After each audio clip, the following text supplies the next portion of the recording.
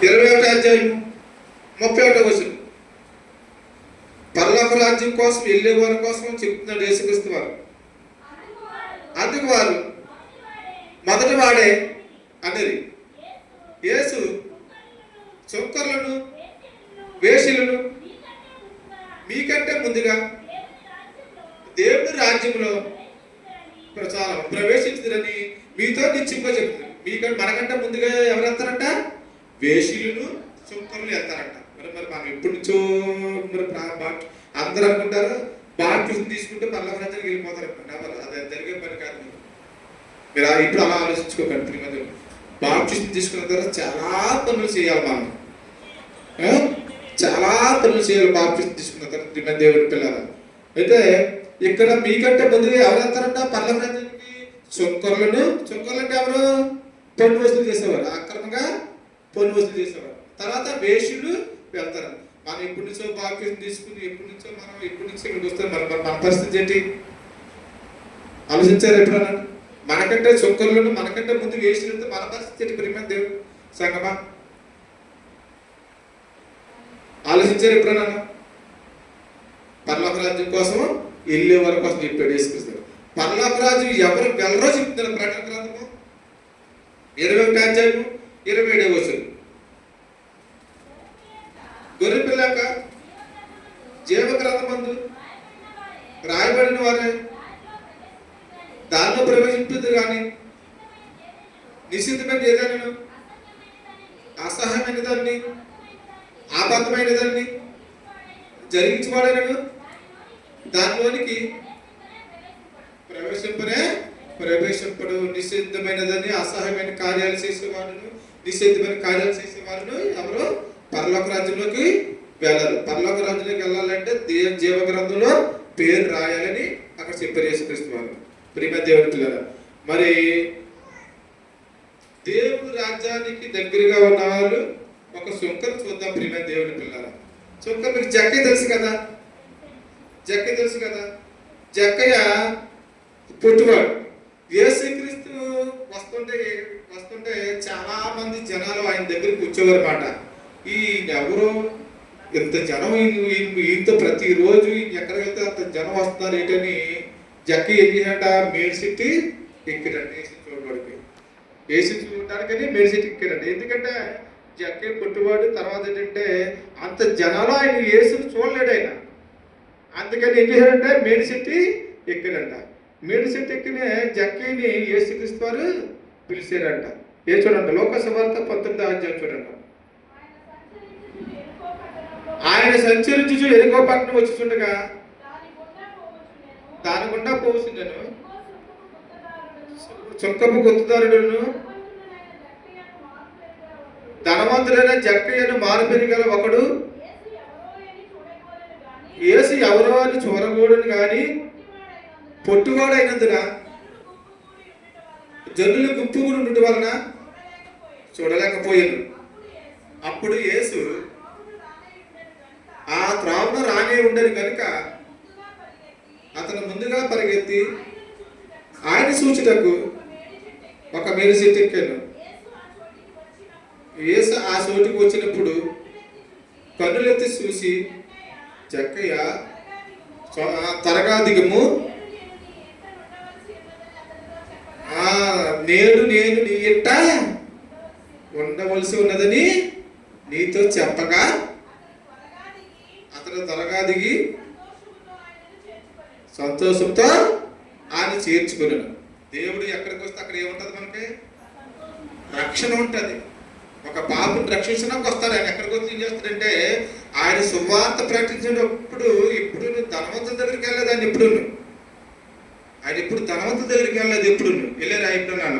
Bible ఆయన 3.5 సంవత్సరాల సువార్త ప్రకటించి ఎప్పుడు పరలోక రాజ్యం కోసమే చెప్పాడు ఆయన బాధ అంతా.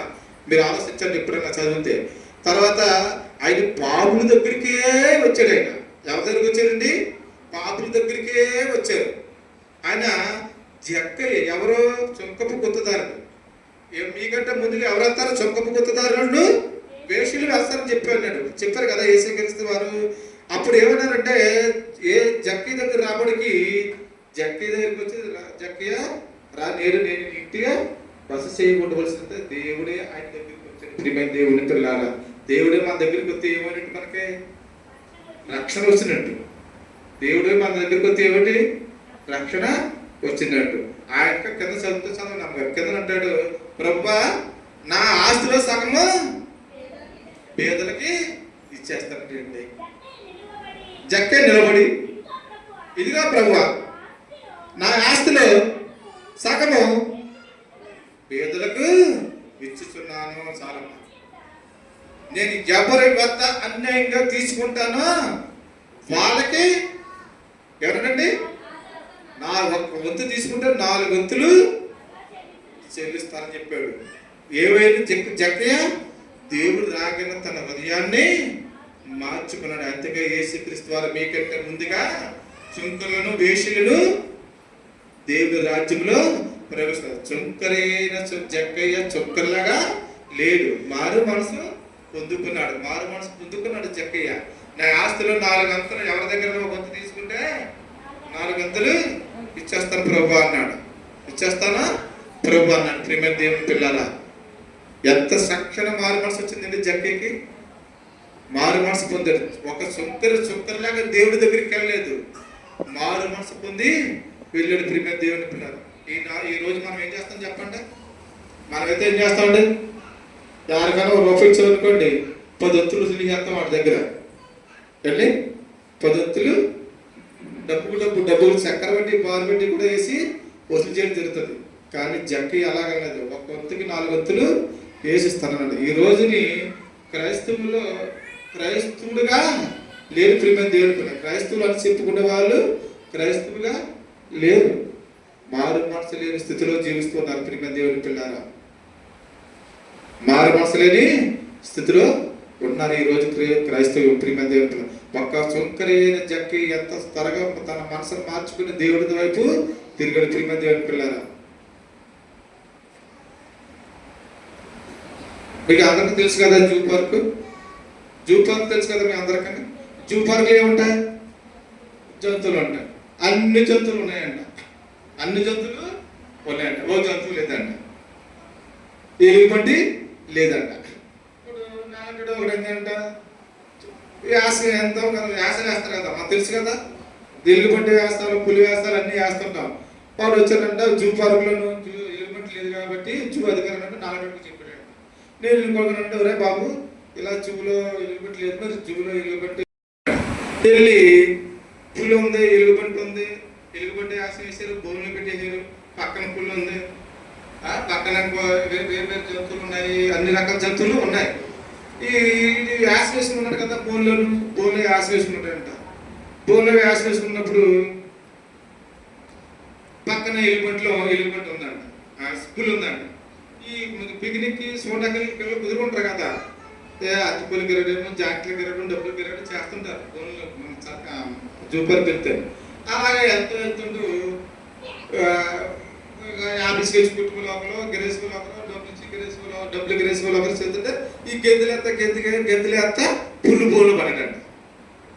ఎవరో ఈ యాస వేసుకున్నవాడు పుల్లు బోన్లు పెడితే ఇది ఎలా ఉండదు చెప్పండి. పుల్లి మొత్తం మనకు చూడండి, ఆ మధ్యలో పులి తిరిగింది మనకి ఇలాగా ఇంటికొస్తే ఫారెస్ట్ వారు పరతపడ ఏరియాకి అలాగా పులి తిరిగి ఎంత కజలాడేసారండి. ఎంత ప్రభుత్వ అధికారులు ఎంత పరుగులు తిరిగిపోయారా. మరి పులి బోన్లో పడండి, పులి బోన్లో పడండి.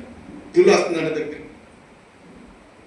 పులి వస్తుందంట. వీడు అనుకున్నాడంట, ఒరే అబ్బా నేను ఏ పెయింటింగ్ బాగుపడేవాడిని అనవసరంగా ఇది ఆశ్రయించిన పులికి బలైపోతున్నారా బాబు అనుకుని చాలా ఉనికెత్తానంట. పులి దగ్గరికి వస్తుందంట. నా జీవితం అయిపోయింది ఈసారి, నా ఇంకా ఎత్తులే అనుకుని అలాగే చాలా ఫీల్ అయిపోతాను. మరి పులి వస్తుంటే భయం ఉండదో చెప్పండి? పులి వస్తుంటే భయం ఉండదు అనగలను? చాలా భయం వేస్తుంది పులి ఒక్క దెబ్బ కొట్టిందంటే ఎలాంటి మనిషినా ఒక జంతువే, బలమైన జంతువే చచ్చిపోతాయి. మరి మనిషిని కొట్టింటే బతుకుతాడా? పులి వచ్చేస్తున్నాడు దగ్గరికి, ఇటు ఒలికేస్తాను, నా పని అయిపోయింది చచ్చిపోతున్నాను అనుకుని వదిలిసిన ఆశ పులి దగ్గరికి వచ్చేసిందంట. వచ్చేసి ఇది ఒలికేస్తాడంట, ఇలా చేసిందంట పులి. ఇలా చేసినాను. ఏం భయపడకరా నేను నీలాంటి అన్నదంట. ఏం భయపడకరా నేను నీలాంటి అన్నదంట. అర్థమైందండి మీకు? ఏమి భయపడకరా నేను నీలాంటి అన్నది అంటే ఏంటి? జూపర్కులు ఏం లేవంట, జంతువులు లేవు. ఈ రోజు క్రైస్తువులు అనుకునే వారి మనసులో క్రీస్తు లేవు. ప్రియమైన దేవుని సంగమం, క్రీస్తు లేవు. ఇంకా మాట చెప్తాను. తర్వాత ఎవరు చెప్పారండి? వేశ్యలు. ఎవరు వెళ్తున్నారండి వేశ్యలు? తెలిసే ఎవరికైనా గుర్తుందా మీకు? వేశ్య, మీకంటే ముందుగా వేశ్య పర్లోక రాజ్యానికి వెళ్తారు. యోహాను సువార్త 4వ అధ్యాయం 19 నుంచి 28 వరకు చదివితే అక్కడ అప్పుడు ఆ స్త్రీ అయ్యా అంటే యేసుక్రీస్తు, ఆ పైన చదివితే యేసుక్రీస్తుకి ఒక వేశ్యను ఒక స్త్రీకి నాకు ఒక సంభాషణ జరుగుతుంది. సంభాషణ జరుగుతుంది. అమ్మా నువ్వు ఇలాగా నువ్వు ప్రభా మేము యూదులు, మేము అంటారు వాళ్ళము, నువ్వు యూదులు అని అక్కడ సంభాషణ జరుగుతుంది. పైన ఇంకా చెప్తే సమయం కుదరలేదు కాబట్టి మీకు చెప్తాను సరే అమ్మా. అప్పుడు ఆ స్త్రీ అయ్యా నువ్వు ప్రవక్తమని గ్రహించుతున్నాను. మా పితరులు పర్వతమందు ఆరాధించదురు కానీ ఆరాధించవలసిన స్థలం యెరూషలేములో ఉన్నదని మీరు చెప్పుదురని ఆయనతో అనగా ఆమెతో ఇట్లనండి, అమ్మ ఒక కాలం వస్తున్నది, ఆ కాలమందు ఈ పర్వతమందు నేను యెరూషలేములో నేను మీరు తండ్రిని ఆరాధింపరు. నా మాట నమ్ము. మీరు మీకు తెలియదని ఆరాధించేవారు, మేము తెలిసిన దానిని ఆరాధించేవారు. రక్షణ చూడమ్మా, లోకసు వార్త యోహాను వార్త ఒక వేశ్య వస్తుంది సుంకర దగ్గర. ఏషియా సమర స్త్రీ బావి దగ్గరికి వస్తుంది కదా, బావి దగ్గరికి సమర స్త్రీ వస్తుంది. యేసు నాకు దాహం నాకేమని ఆమెను అడిగాడు. ఆయన శిష్యులు ఆహారం కొనుటకు ఊరిలోకి వెళ్ళి ఉంటారు.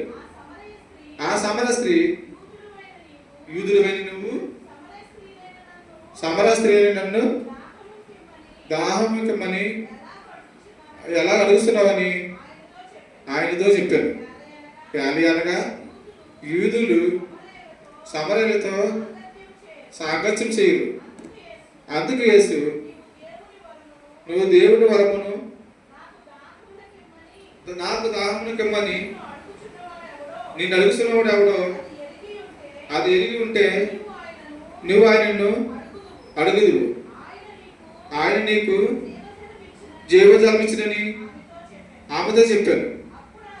అప్పుడు ఆ స్త్రీ అయ్యా ఈ బావి లోతైనది, చేదుకుండకు నీకేమీ లేదే, ఆ జీవజలము ఎలాగ నీకు దొరుకును? తానను తన కుమారులను పశువులను బావి నీళ్ళు త్రాగి మాకిచ్చిన మా తండ్రి అయిన యాకోబు కంటే నువ్వు గొప్పవాడువా అని ఆయన అడిగాడు. అందుకే ఈ నీళ్ళు త్రాగు ప్రతి వాడును మళ్ళా తప్పుకుందును, నేనిచ్చి నీళ్ళు త్రాగేవాడు ఎప్పుడును తప్పికొనడు. నేను వాళ్ళకి ఇచ్చి నీళ్ళు నిత్య జీవములకై బావిలో ఊరడి అండి ఆమెతో చెప్పాను. ఆ స్త్రీ ఆయన చూసి అయ్యా నేను తప్పుకొనుకున్నట్లు చేదుకునుట ఇంత దూరం రాకున్నట్లును ఆ నీళ్ళు నాకు దయచేయమని అడగగా యేసు నువ్వు వెళ్ళి నీ పనిమిటిని పిలుచుకొని జాగ్రత్తగా వినాలమ్మా. నీ పనిమిటిని పిలుచుకుని ఇక్కడికి రమ్మని ఆమెతో చెప్పాను. ఆ స్త్రీ నాకు పెనిమిటి లేడని చెప్పాను. యేసు ఆమెతో సరియే, నీకు 5 పెనిమిట్లు ఉన్నారు, ఇప్పుడు ఉన్నవాడు నీ పెనిమిటి కాడు. సత్యమే చెప్పింది నేను. చదవను అమ్మగారు. అప్పుడు ఆ స్త్రీ, అయ్యా నీవు ప్రవక్తవని గ్రహించుతున్నాను.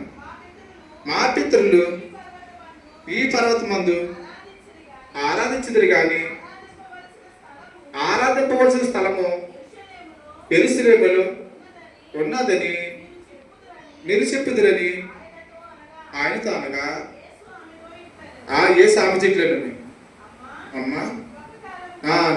28వ వచనం చదవండి అమ్మగారు. 28 అమ్మగారు. ఆ స్త్రీ తన కొండ విడిచిపెట్టి ఊరిలోనికి వెళ్ళి మీరు వచ్చి నేను చేసిన నీవు నాతో చెప్పిన మనుషులు చూడుడి, ఈయన క్రీస్తు కాదా కాడా అని ఆ ఊరు వారితో చెప్పగా వారు ఊర్లో నుంచి బయలుదేరి ఆయన వద్దకు చాలమ్మా. ఏం చేసిందండి?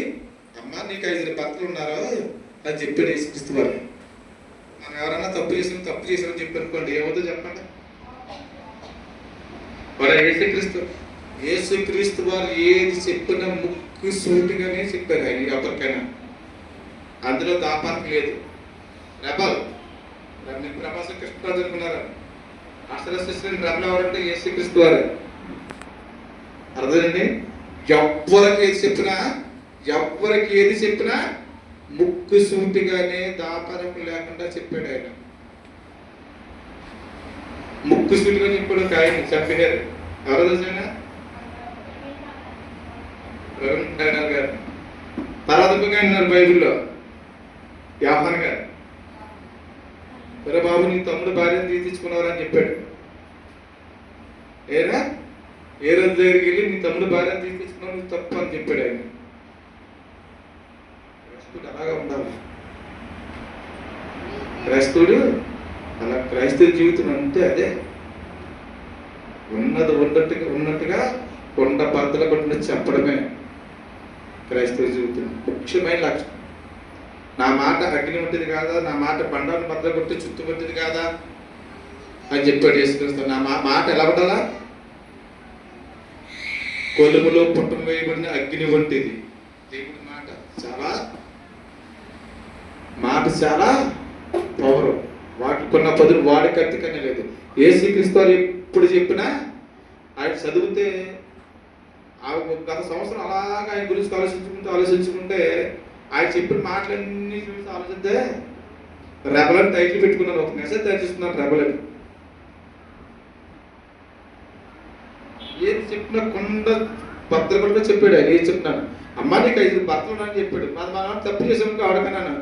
మా మార్గానికి వెళ్ళగరా, ఆ దారికి వెళ్ళగరా బాబు అని చెప్పాను. కొన్ని ఎండ మనం సీరియస్ అయిపోతాం. అవునా కదా? ఎండ సీరియస్ అయిపోతాం. తప్పు చెప్పామా ఎండ సీరియస్ అయిపోతాం.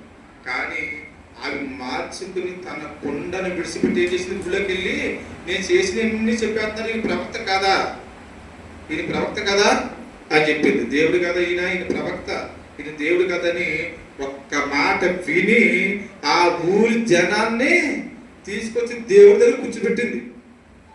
అందుకని చదువుతూ ఉంటుంది.